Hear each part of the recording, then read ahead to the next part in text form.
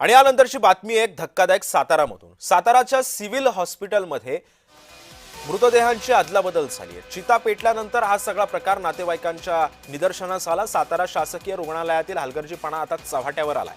मृतांच्या नातेवाईकांनी हा संताप व्यक्त केलेला आहे। शवविच्छेदन करणाऱ्या दोन्ही कर्मचाऱ्यांच्या निलंबनाचे सुद्धा आदेश देण्यात आले आहेत।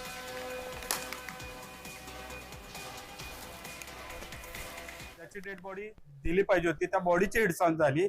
भारतीय संविधान सांगते की मेल्यानंतर पण त्या डेड बॉडीचा सन्मान झाला पाहिजे, त्याचा अंत्यविधी व्यवस्थित झाला पाहिजे।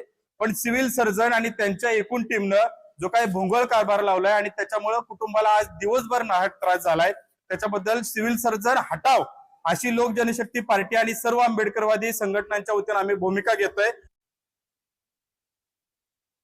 आमच्या रजिस्टरनुसार सर्व नातेवाईकांनी त्या सह्या केलेल्या आहेत, पण जी पहिली बॉडी गेली त्यामध्ये त्यांनी ओळखता आली नाही किंवा काही माहित नाही मला, त्यामुळे ते थोडं हे असा दुर्दैवी प्रकार घडलेला आहे।